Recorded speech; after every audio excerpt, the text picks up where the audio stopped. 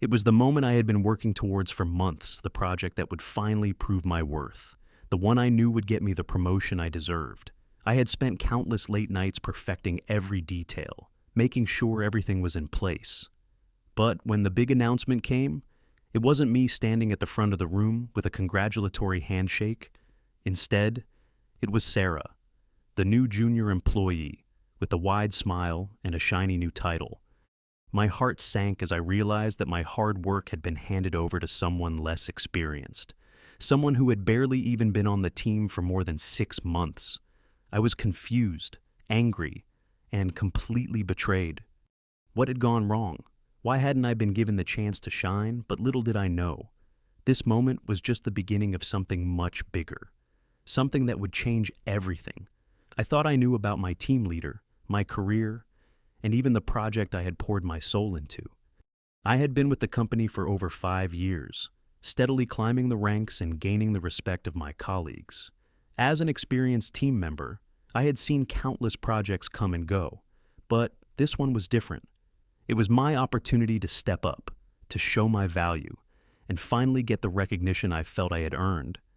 The project was complex, requiring attention to detail and deep understanding of the company's goals. I had been trusted to lead its development, and I took that responsibility seriously. My team leader, Michael, was a hard-nosed but fair manager who had always been supportive of my growth. He often praised my commitment, and I had been working closely with him, strategizing every phase of the project. Sarah, on the other hand, was relatively new to the team, bright and eager, but still learning the ropes. She had been brought on to assist with smaller tasks. I never imagined that she would be the one to take over my work, and I certainly never expected Michael to overlook my efforts in favor of someone with far less experience. When Michael made the announcement, I was left in shock, surrounded by colleagues who seemed just as puzzled as I was. How could he not see my dedication? How could he trust Sarah with something so crucial? At that moment, I felt small and invisible. Sarah, seemingly oblivious to the tension, accepted the assignment with grace, as if she had been waiting for this moment all along. I couldn't understand why it was happening, but deep down, I knew something wasn't right. That feeling only grew stronger as the days went on. Then, one afternoon, while going through some old files, I stumbled upon a letter that would turn everything I thought I knew upside down. It wasn't just the project that I lost. It was the chance I had been waiting for. I had worked tirelessly over the years, often putting in long hours and going above and beyond to meet expectations. Yet, when the promotion that I thought was rightfully mine was suddenly handed to Sarah, I couldn't shake the feeling of betrayal. It was one of the most frustrating moments of my career. Here I was, an experienced member of the team who had led several successful projects, now overshadowed by someone who had barely scratched the surface of what we did. Sarah had been part of the team for barely 6 months, and while she was capable, her lack of experience in managing the high-stakes projects we dealt with left me feeling like I had been disregarded. Michael's decision to entrust her with this project, my project, was more than just a professional setback. It was a blow to my confidence. I had shown him my commitment over the years, and I had expected that loyalty to be recognized when the time came to take the next step. Instead, I felt as though I had been sidelined without any explanation. It wasn't just about the project anymore. It was about the years of hard work and dedication that seemed to be overlooked in favor of someone who had only just begun to show their potential. I couldn't help but wonder if I was being passed over because of some hidden agenda, or if Michael simply believed Sarah was more capable. What stung the most was that there was no conversation, no acknowledgement of my efforts. Instead, Sarah was handed the project, and I was left to wonder what I had done wrong. The sense of injustice weighed heavily on me, and I spent the following days questioning my future at the company. It was only then that I stumbled upon something that would shake everything I thought I knew about the situation, something that would eventually reveal the truth behind Michael's decision and change the way I viewed everything. After weeks of silently stewing over the injustice of it all, I finally made the decision to leave. It wasn't an easy choice. I had invested so much into the company, my time, my effort, my energy, but the betrayal from Michael felt like the final straw. I had put my heart into the projects, hoping to rise through the ranks, yet I had been passed over without even a conversation. I wasn't angry anymore. I was just done.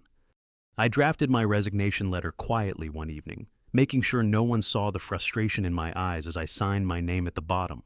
There would be no dramatic exit, no tearful goodbyes, no confrontation with Michael or Sarah. I wasn't interested in explaining myself or fighting for something I had already given up on. I simply packed up my things, left the office early, and slipped out the back door without a word. The thought of facing Michael and Sarah, especially after what had happened, felt unnecessary. I had done my best, and that was all that mattered. The silence of my departure was a reflection of how I felt. No loud statement, no grand exit. Just a quiet leaving, almost as if I had never been a part of the team in the first place. And as I walked out of that building for the last time, I couldn't shake the feeling that I had been replaced, that my years of hard work had simply been swept away like dust on the floor. Yet, I had no idea that this silent exit would trigger something else, something that would lead to an unexpected revelation, a letter that would change everything. A few days after I left, life seemed to move on without missing a beat. I had resigned myself to the idea that the door to that chapter had closed. However, everything changed when I received an email from the office. It was a message from my old colleague, Emma, the one person who had always supported me. Her email was short, but the subject line caught my attention. "I think you need to see this." I hesitated, unsure whether I wanted to revisit the pain of the office. But something in Emma's tone piqued my curiosity. The email contained a scanned image of a letter, an official document from the HR department. As I read through it, my heart skipped a beat. The letter was addressed to Michael, my former team leader, and it contained a very detailed review of the recent project I had been working on. To my surprise, it wasn't just a regular performance review. It was a formal complaint, filed by one of the junior employees who had been given my project. The letter revealed something I never expected. The junior employee had been struggling to understand the scope of the project, and despite the extra effort, it was clear that they had fallen short in meeting deadlines and producing quality work.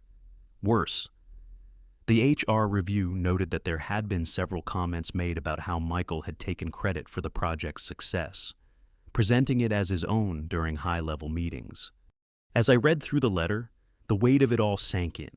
My work wasn't just overlooked, it had been manipulated and presented in a completely different light. This wasn't just about being passed over for a promotion anymore. It was a betrayal that had gone deeper than I could have ever imagined. The fact that I had been quietly replaced by someone who wasn't equipped to take on the responsibility, and then had the credit stolen from me, was not only unprofessional, it was deceitful. But as I sat there reading, a new sense of clarity washed over me. This wasn't the end. I had a chance to take back control, and more importantly, to expose the truth. The letter wasn't just an eye-opener, it was the key to turning the tables. As I sat there, reading the letter over and over again, I couldn't help but feel a surge of emotions, anger, disbelief, and even a strange sense of empowerment. This wasn't just an opportunity to expose Michael's actions. It was a moment to reclaim my career and integrity. But I knew that the next step would not be easy. Confronting Michael or the HR team could backfire, and I didn't want to make any rash decisions. Yet, the more I thought about it, the clearer it became I had to confront the truth head-on. I called Emma, knowing she'd be my ally in all of this. "What do you think I should do?" I asked her, my voice tinged with uncertainty. Emma was practical and level-headed. After a brief pause, she spoke with resolve. "You need to talk to HR directly. Don't let Michael get away with this. They need to know the truth about what's been happening behind closed doors." Her words settled in my mind like a weight, grounding me in the decision I needed to make. But even as I prepared myself for this confrontation, a part of me hesitated. What if HR decided to side with Michael? What if my career, already at a crossroads, was put in jeopardy. There was so much uncertainty. But then, I remembered why I left in the first place. I wasn't just fighting for a promotion anymore. I was fighting for the respect and recognition I had earned, for the countless hours I had poured into that project, and for the integrity of my work. The decision was made. I would go to HR, armed with the letter and the undeniable truth. No matter how difficult it would be, I was prepared to face the consequences and ensure that my voice would finally be heard. The meeting with HR was intense, but it was the turning point I had been hoping for. I sat in front of the panel, the letter in my hands, explaining everything that had transpired.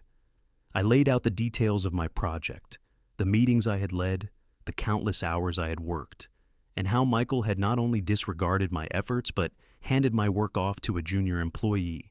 As I spoke, I felt a weight lifting off my shoulders, each word helping me reclaim a small piece of my dignity. The HR representatives listened intently, their expressions unreadable, but I knew that what I was saying was undeniable. After the meeting, I was given some time to reflect, but the silence from HR didn't last long.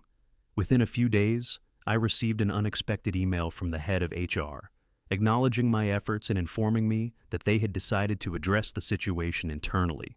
They also offered me a new role within the company, one that reflected my skills and hard work, as well as a public apology for the way my project had been mishandled. The email left me speechless, not because I didn't expect justice, but because I had finally been recognized for my worth. However, the real victory wasn't the promotion or the public acknowledgement, it was the lesson I had learned about my own resilience. I realized that sometimes, standing up for yourself can be the hardest thing to do, especially when you fear the consequences. But in the end, it was my decision to confront the issue, to let go of the fear and the doubts that led to a more fulfilling outcome. I had proven that no matter the obstacles, I was willing to fight for what was right. I also learned something about the company I worked for. It wasn't perfect, but it had the integrity to admit its mistakes and correct them.